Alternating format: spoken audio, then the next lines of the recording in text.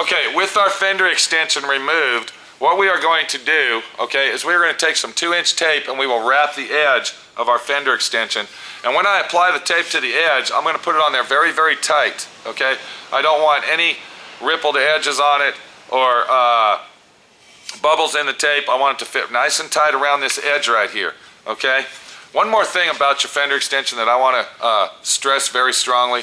Do not try to sand your fender extension down to match your quarter panel. This is made out of pot metal. You can see right here, okay, where somebody tried to sand it and grind it down. All right, I don't know if you can see the marks in that. All right, that's a no-no because this is pot metal, and if you bust through the pot metal, you can't weld it back up. Okay. And what I'm going to do is I'm going to take my 2-inch tape, just like this, and I'm going to go along this edge right here. Do you see what I'm doing? Okay, because I don't want Bondo to get on our fender extension, see? And I'm going to put it on there nice and tight, okay? So I wrap the edge nice and tight, just like you're watching me do here, okay? And you only want to put one layer of tape on there. That's all you need, okay? If you look right there, you can see that it's on there very tight, okay? And then I'm going to go ahead and go down the edge the same way because we're going to go ahead and put Bondo in this area as well. And you want it to be nice and tight once again. And try not to overlap the tape as you put it on. Okay, that's another important, because you want to be able to go ahead and bolt that on just like factory. Now, once you got your tape on there, okay, I suggest to go ahead and put one more layer on the outside edge of your tape. And this is going to keep Bondo from spreading on to the tail light extension as we install it. Okay. So if you look right here, okay, now you can see that I got tape wrapped all the way around the edge and all the way down, okay? And what I'm going to do is I'm going to go ahead and install that exactly where I want it. I'll put it back on the vehicle, and then I will show you how to apply your Bondo onto your quarter panel to match your fender extension. All right, once our fender extension is installed back on the vehicle, and I forgot to mention, when you line up your fender extension, you always want to line the corners up, okay? Don't worry about the edges, get them lined up as best as possible, but you always want to make sure that the corners lined up the best as you can get it. Okay, so once that's installed, you can see the edge right here that I'm talking about, okay? And you can also see down here, okay, where it was obviously wrecked or whatever.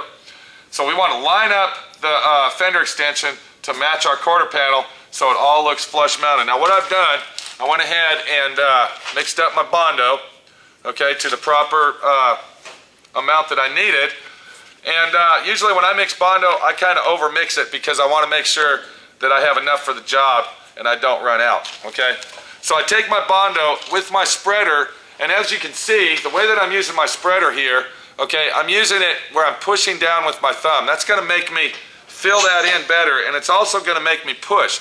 So when I put the Bondo, when I apply the Bondo to the quarter panel and the tail light fender extension, I'm going to go ahead and apply pressure because I want that Bondo to get inside, okay? I want it to go down and get inside the groove. Do you see what I'm saying? I'm actually trying to fill that gap up, okay? Okay, I'm not worried about leveling it out yet. What I'm doing is I'm filling that gap in. I'm taking my finger, okay, and I'm pushing down to fill that gap in, okay? And I'm also being careful as we're doing this, I'm also being careful not to get Bondo everywhere else, okay?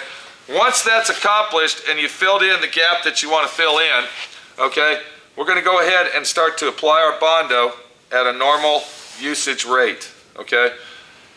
And I'm going to be very careful not to go past my yellow tape line that I over-taped. Okay, I'm going to bring that out here. The first coat of Bondo that I apply on a situation like this is basically, it's just a filler coat. I'll have to go over this probably twice to do it right, okay? And as you see, as I'm applying it, because I know a lot of you are looking at this saying, okay, that's going to be higher than the deck lid. We don't want that, okay? We don't want this edge, okay, to be higher. I'm talking about the edge where the trunk line meets up. So what I'm doing is I'm actually feathering the edge out with my Bondo spreader as I'm applying the Bondo, okay? Now, this was a very big major situation we had right here on this. They're normally not that bad, okay? But this one actually was. So when I sand that down, I'm going to actually round it off and feather it to where everything molds together, okay? So I just take that Bondo, and like I said, this first coat is just a filler coat, and I'm going to bring it all the way to that edge right there, okay? You see what I'm saying?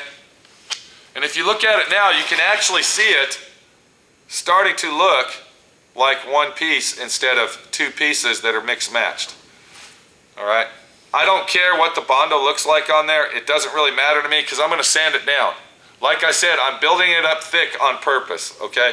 As long as I keep the Bondo, okay, where I want it and on the tape, everything will be fine, okay? So what you're looking at here, okay, is that our Bondo has been applied to the taillight section. Okay, I didn't mean to say that. I'm thinking about our Plymouth over here. That's the taillight extension. Quarter panel extension. Did I say taillight? I mean quarter panel, sir. Okay, the taillight's right here in this area. We're not working on that. We're working on the quarter panel extension. Get it straight. Okay, so I went ahead and I went through the procedure of lining it up, okay? Before that, I went ahead and put some 2-inch tape on it. I bolted it back on the vehicle, okay?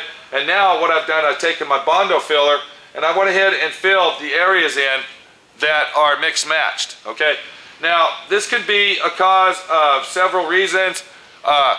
One, due to the fact that when they built these cars back in the days, okay, they really didn't pay attention to all, they didn't care about perfect body lines and this, that, and the other. So a lot of the parts that came from the factory were mixed matched anyway, okay?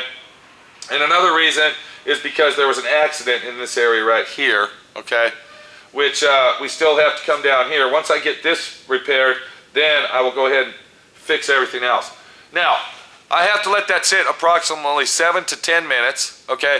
And what we're gonna do is when I remove that, the Bondo is going to be semi-soft, semi-hard, okay?